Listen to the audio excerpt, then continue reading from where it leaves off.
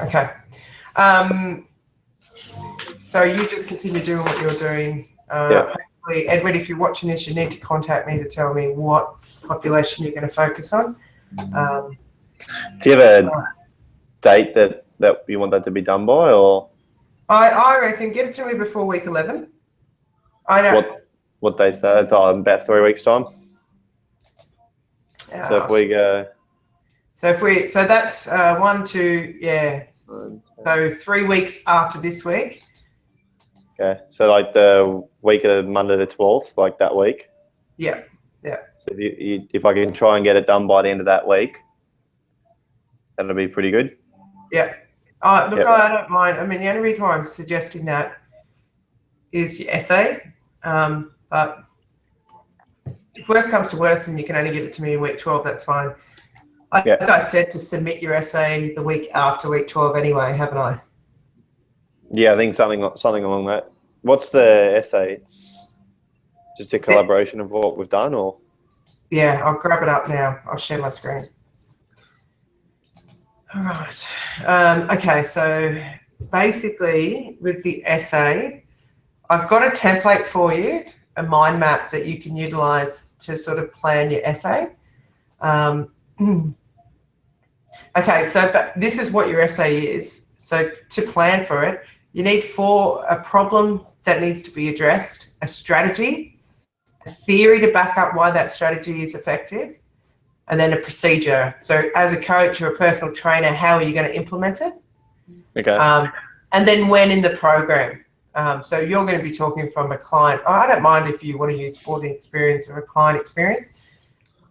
In this column, I've got problems. You don't need 4 problems. You could say client lacking confidence and have 2 strategies for client lacking confidence. Yep. Okay, so start with the mind map, and then maybe let's touch base when you've got that done, and then you then need to put the chunk behind it, the research behind it. This is really important. People fail this assessment task because they don't put the theory. And if you notice, most of the lectures, every lecture I teach, I talk about theories as to why a strategy would work. So for example, arousal regulation, relaxation. The reason why that would be effective is we don't want people to go over the inverted U curve. Yeah, we want to over-arouse. Correct. So we want to prevent that, and that's why the relaxation, a breathing strategy would work, and then you tell me how you do it and when you do it. Yep. So and then obviously you write an essay based on that. Say that again. Do you then write the essay based on correct on what you've presented in the mind map, basically. Correct. So you do 500 words on each. So on each strategy. Yeah. So for the 4 strategies you're talking about, 500 words. I don't mind. Just answer the question for me. Yep. Where's your explanation of? Oh. And then if you want to know the details of it, I mean, pretty much that mind map allows you to do the things I've wanted you to do. Where is it? So here's the essay. So that's the description. So if you need that, that's in the subject information. And that tells you what to do. But if you do the mind map, these points are the mind map. Okay. But let's just say get the mind map ready end of week, beginning of week 12, and then I can discuss with you, yeah, that's a good idea, or no, that's not an appropriate strategy, and then you can go and write it. Then I can go write it. Well, I'll try and get this other assignment, the presentation due. I'll get that sort of started hopefully the end of next week. Really get into it, and then I should be able to touch base with you the week after as to how I'm going. And then I should have it in by time. Cool. Yeah, focus presentation first, because don't forget, we go to week 12 and week 12 we talk about injuries. You might actually want to address injuries in your essay and how to deal with them. So I'm cool to wait till after week 12 and then allow you to submit it the Friday after. Right, okay. All right, I'll share again. Let's have a look at this content. Week 8.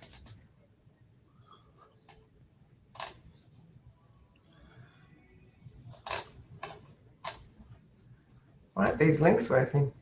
The reading's not working. But, Yeah. Okay.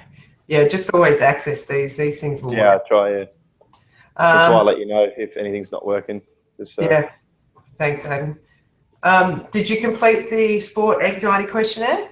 Yeah, I did all of it. It was only yesterday I was trying to remember what I actually got in the test. I remember to screenshot some of these things. Right. But I did. Where's the scat? I haven't even got the right notes up here. Let me just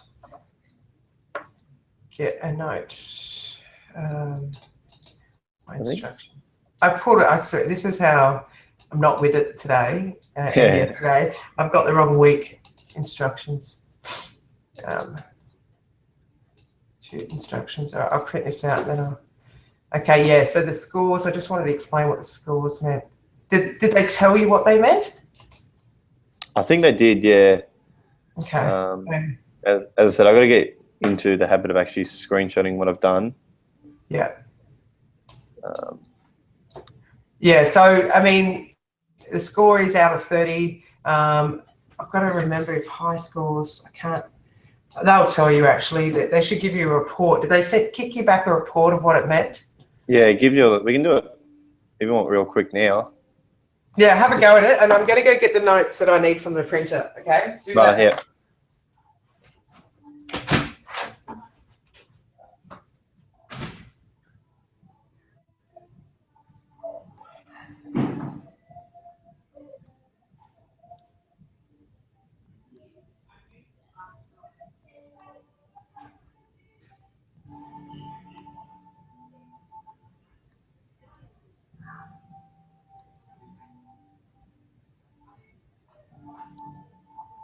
Steve, how are you going? Bingo.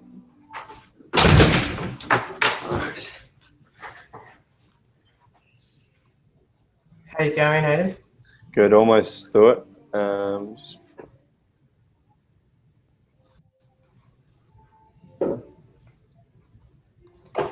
Scores. –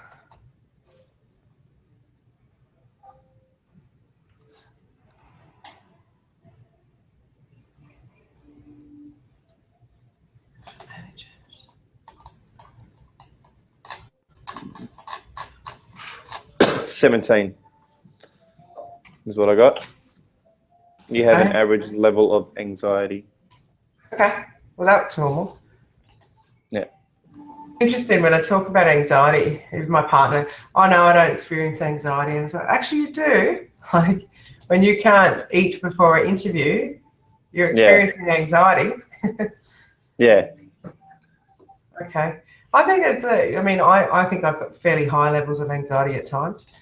And it could also depend on the mood in the week as well. So competition always creates anxiety, and you kind of do need it to perform sometimes. So yeah, I like it like that. Like I enjoy playing, the harder games. I enjoy the actual competition and trying to be like on top instead of just always going in, and you're not caring at all. So yeah, and look, the stresses allow you to sort of go, this is important to me. I think when you don't experience butterflies and you don't experience that stuff, you kind of need to question, why are you doing it then?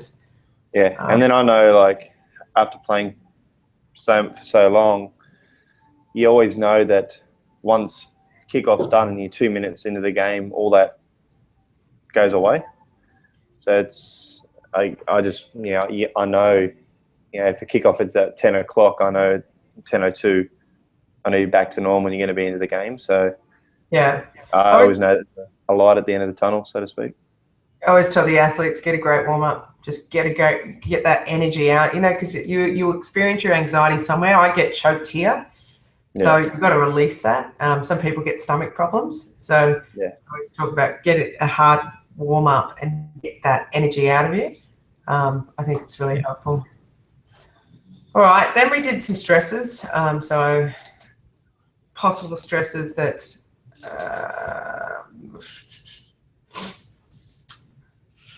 I've got 5 sources of stress. Yeah, so I pretty much got you to think about different coaching coaches, blah, blah, blah. It looks like you've done a good job. Players not performing to their potential. Players fully committing. Coach having self-doubt. Coach overthinking. Yeah, good. I mean, there's so many stresses in that world, isn't there? Yeah.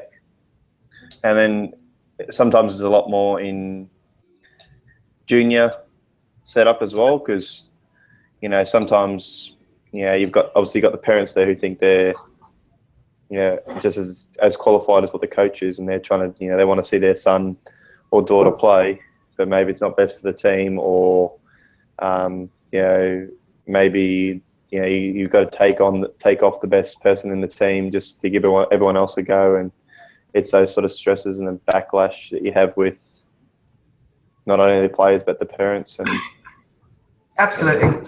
Absolutely, it's hard. It's such a difficult. You know what? I really struggle when I watch volunteer coaches get abused by people. It's does my head in. And referees. Oh my God! It just. All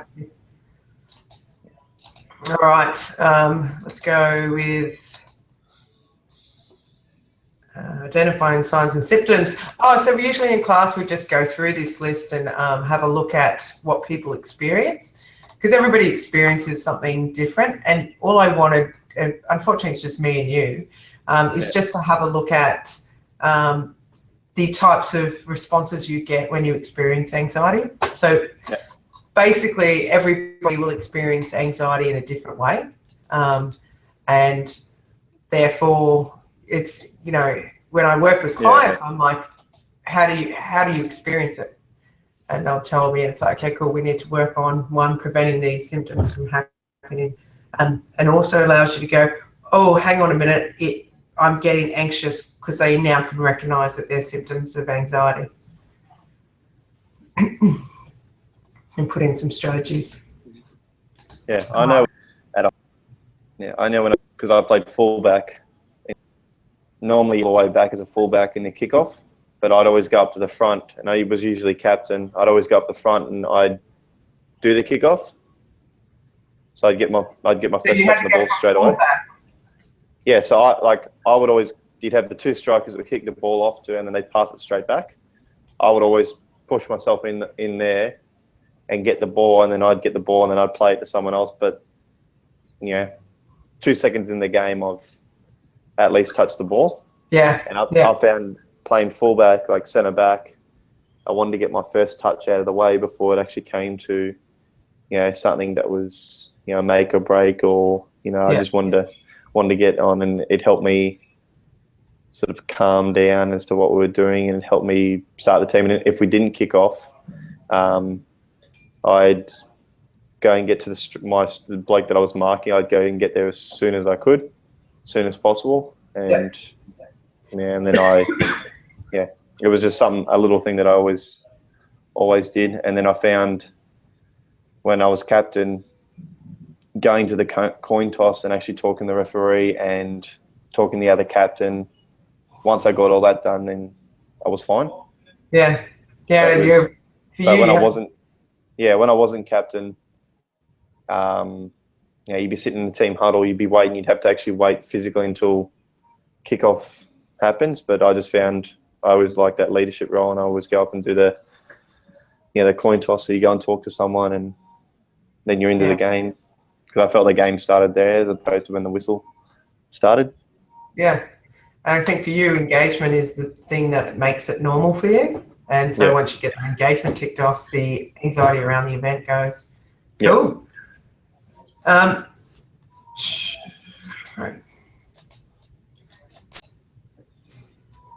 Where did I put all of our things? Signs and symptoms. Okay, and then energizing techniques. So I think there should be the Harker up there. One of them. That video didn't work. No, it's not valid anymore. But I did did a discussion topic? It was just the haka basically, and then for me, I wanted to ask, well, what did you do to psych up for a game, or how did you prepare to get to the game? You don't necessarily need to psych up. Some people might need to relax, so it depends on the circumstance. Before soccer games, what did you do? I used to listen to a lot of like spoken word type stuff. Because we used to have a thing where we'd go into I'd get to the game. If we had to be there an hour before the game, I'd be there an hour and a half before the game. Yeah. And I'd go and I'd walk on the field and I'd do some stretches and I'd, just get used to it, see what's going on. Usually if there's a game playing before you, I'd watch that game. And then everyone would rock up at an hour to go. We'd go into the sheds, we'd warm up. Then someone would put their music on in a speaker. Yeah. And then we'd go out, we'd do the warm up, and then I'd come back in, I'd put my headphones on while everyone's getting their shirts on, everyone's getting their final strapping and that. And I always had to, because I had a lot of injuries, I'd always go on the massage table and I'd either get my hamstrings done or I'd get, my ankles strapped or something. So when that was all happening, I'd put the earphones on and I'd listen to some motivational spoken words. And then I'd take them off, and then the music in the dressing shed would be, all going. And then the coach would deliver his final message, and then you'd go out, and then we'd usually have like a team song playing. What was it? When we go out. It was like this. The old boys I played for Thornton, and it was the actual club team song. So just up them, yeah. So they put on whoever one of the guys where they put their phone on, they just put some sort of music on. They usually pumped up. Usually everyone sort of agreed to it. And then I'd put on my stuff and then come up and you get pumped up to their stuff, and then you'd walk out and you'd hear the team song, and then you'd run out and you'd run past all the way the field was set up, you'd run past all the old boys, all the supporters, that sort of stuff, and then you get in the game. So it's like it was a routine that you did every time. And I found if you ever if none of that stuff happened, you sort of felt off, or you didn't feel as keen for the game. Where your arousal levels weren't where it needed to be. Yeah. It just, you had to tick them off like a process. And yeah. Awesome. It's everybody's got their own way to prep for games. I think my song was Eminem's song "Lose Yourself" way back when. Yeah. Well, I know with like training, like in the gym, because I'm always around music all the time, and it's always like the boys put on a lot of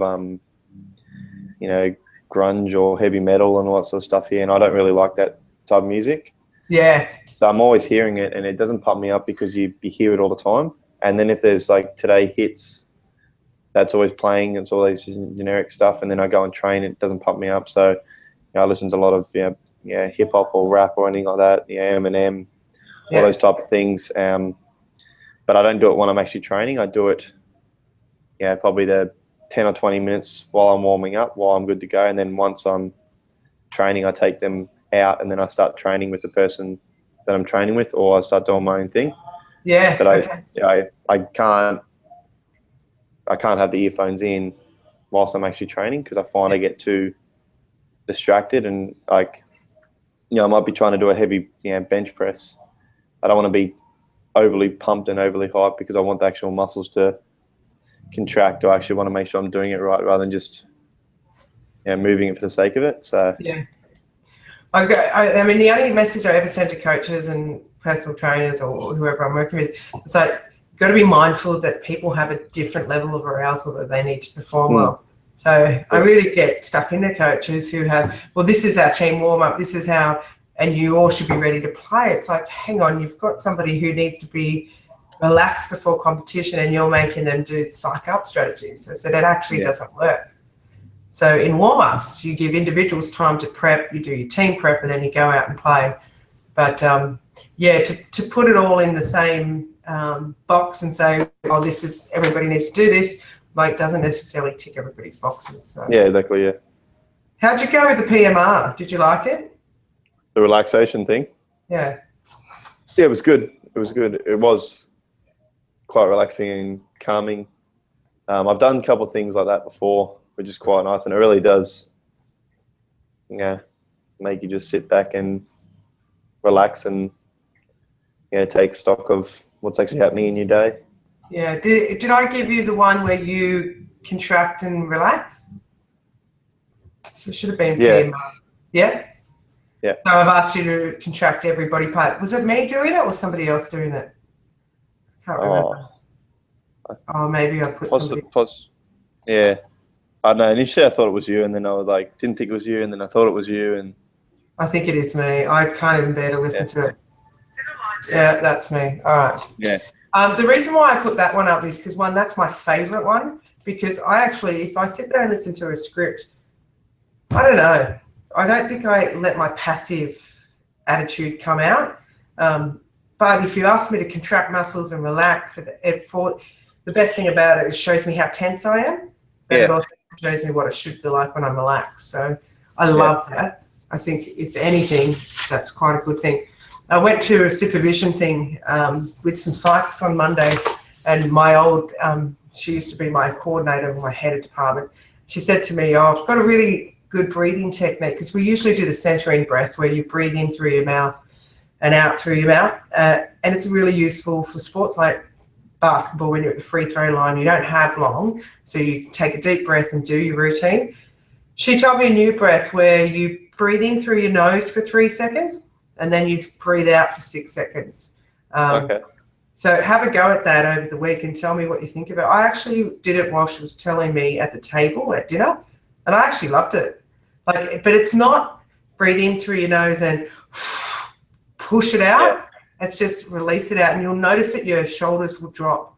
I mean, I won't get you to do it on camera, but have a go. I really liked it. So through the nose, out the mouth, 3, 6.